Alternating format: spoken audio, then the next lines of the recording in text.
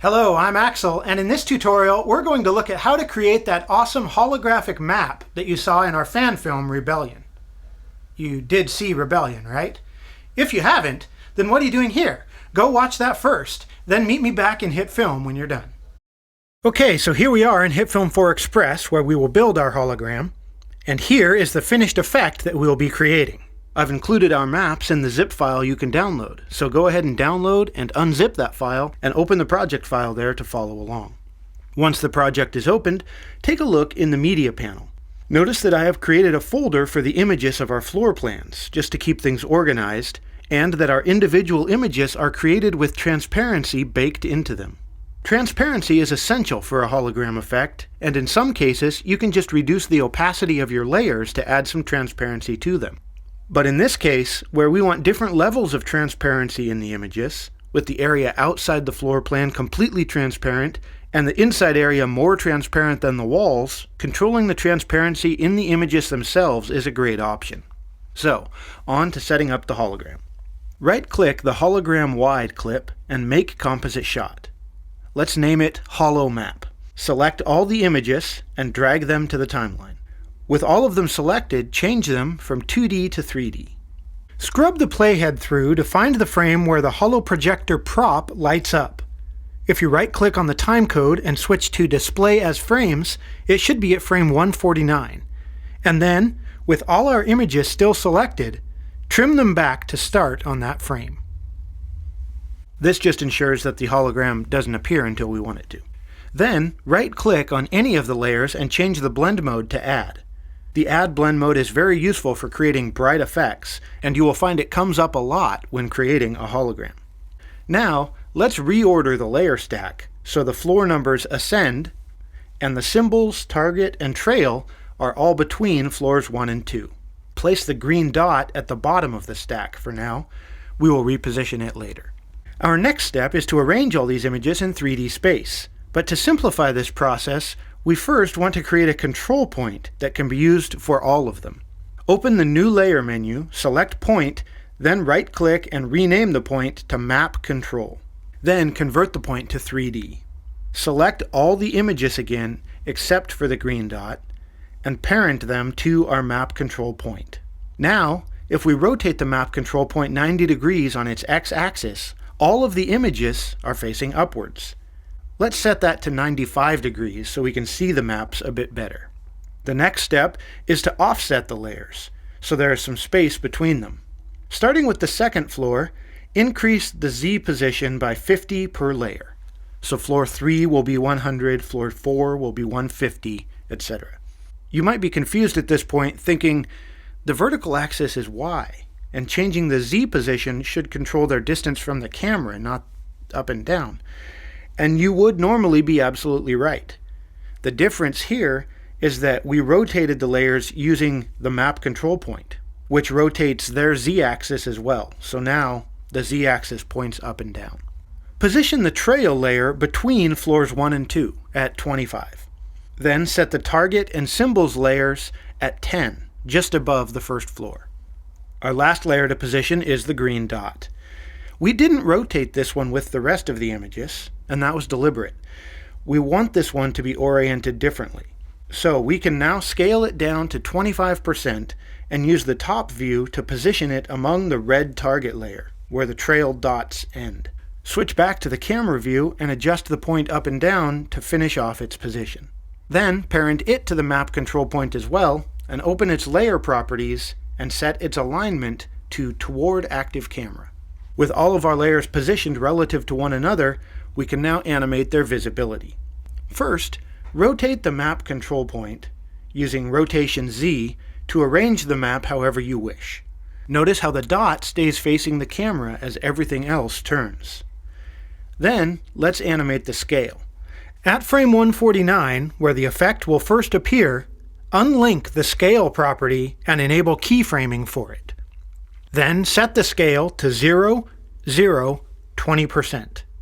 Advance 10 frames or so, then set the scale to 60%, 60%, 20%. Advance another 10 frames and set the Z scale to 100%. Then reposition the point so the map is above the holo projector. That sorts out the animation, so the next step is to make this look like a proper hologram through some grading. We don't want this grading to affect our footage though, so we will disable the hologram-wide video layer. But before we do, create a new point layer, renamed to Holo Projector, and position it over the bright point on the prop. Then disable the video layer. Let's start by brightening things up a bit, so it's easier to see what we're doing. Open the new layer menu and create a grade layer, then right-click and rename it to Glow. Trim it back to start at the same frame as our images, then set its blend mode to Add. Now search for the glow effect and add that to the glow layer. In the glow effect controls, change the blend mode to Add, then whack the intensity right up to 5. Now we are going to add a light flare to our glow and customize it a bit to fit our scene, so it looks like a light is shining out of the projector prop. Set the flare type to soft spike, then in the hotspot position, select our holo projector point and zero out the offset. This positions the center of the effect exactly where that point is over the holo projector prop. In the global controls, shift the color a bit toward blue so it matches our images. In the hotspot controls, reduce the brightness to 0.65 and increase the scale to 1.5. For the other elements, bring brightness down to 0.2 so they almost disappear. Then find the diffuse effect and add it to our glow grade as well. Next, we want to create some rays coming from the holo projector down here and linking it to our image. We can do this using a zoom blur applied to a grade layer.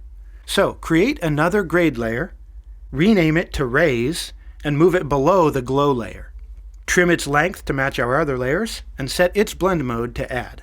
Now, in the Effects panel, search for Zoom Blur and drag it onto our Rays grade layer. In the center controls for the blur, set Use Layer to the holo projector point. Again, using this point centers the effect on the projector prop, so the rays look like they are emanating from the prop. Look at the green dot as we adjust the strength, and notice that positive values push away from our center point, but negative values will pull the lines toward our center point, so we will set it to -100. Disable the floor plane grid as we don't need it. This gives us a good start, but the lines don't reach all the way to our origin point at the projector. To extend them, just select the zoom blur and duplicate it by pressing Command D or Control D if you're on Windows. This gets us a bit closer, so just keep on duplicating until it reaches the projector. Once the rays have come to a point, add one more duplicate.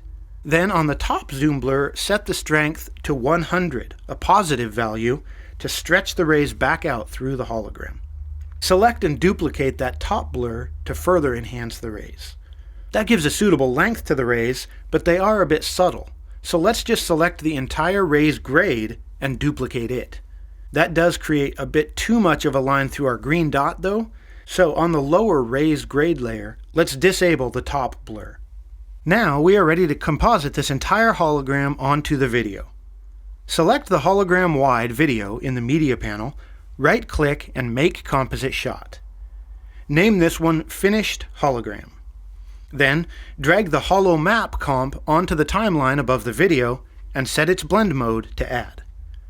Start a RAM preview to ensure it plays back smoothly.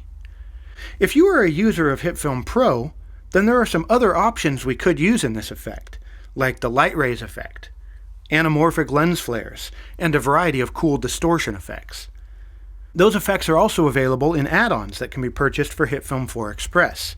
And of course, in HitFilm Pro 2017, you could use 3D models imported and set up as part of the hologram as well. But for this tutorial, I wanted to stick with tools that are available in the free version of the software. Let's play the timeline back, now it's done rendering, and marvel at the modern technology of holograms. Except, of course, that this was a long time ago in a galaxy far, far away, so I guess this is ancient technology and we Earthlings are just a bit slow on the uptake. Anyway, I hope you found the tutorial informative, and thanks very much for watching.